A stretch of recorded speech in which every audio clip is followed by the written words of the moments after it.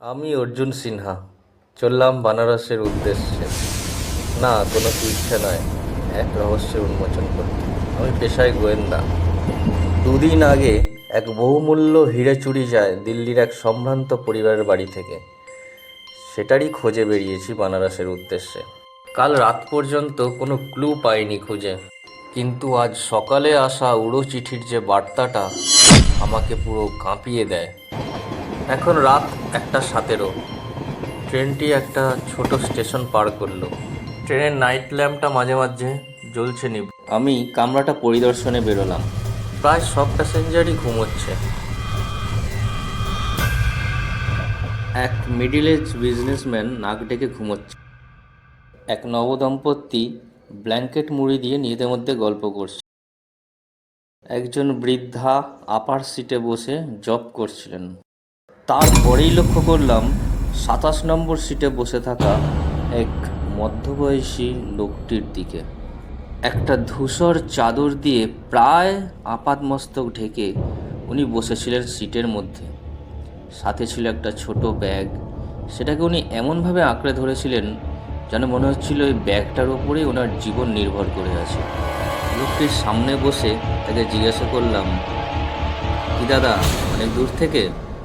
উনি মুখে কিছু বললেন না, কিন্তু ঘাড়টা নাড়িয়ে সম্মতি জানালেন।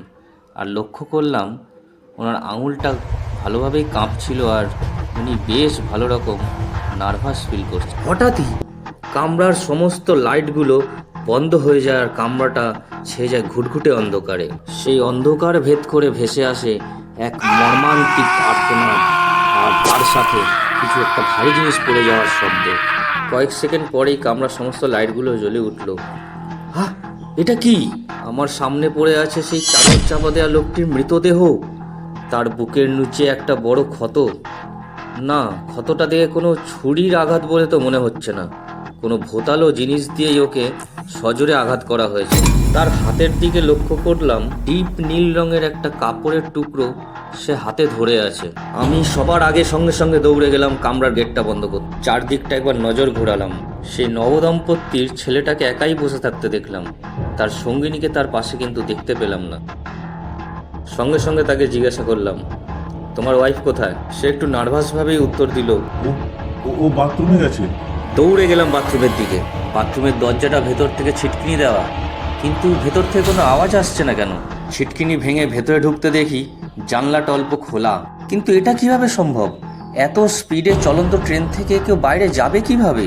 লক্ষ্য করলাম জানলার কোণায় সেই একই রঙের কাপড়ের আরেকটা টুকরো ঝুলে আছে।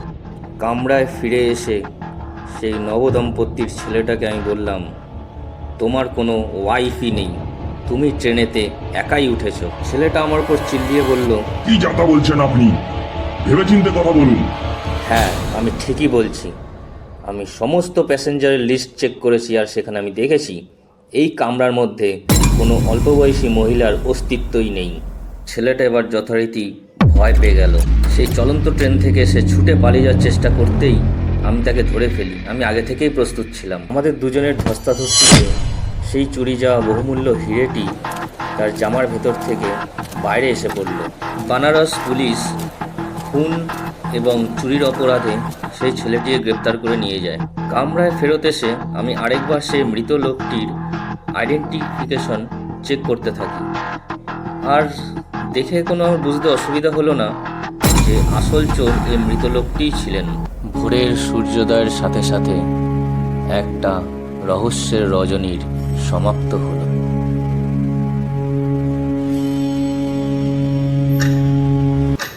আমাদের গল্পটা কেমন লাগলো কমেন্ট বক্সে অবশ্যই জানান, আর চ্যানেলটিকে সাবস্ক্রাইব করে রাখুন পরবর্তী আরও এরকম অনেক ভিডিও পাওয়ার জন্য।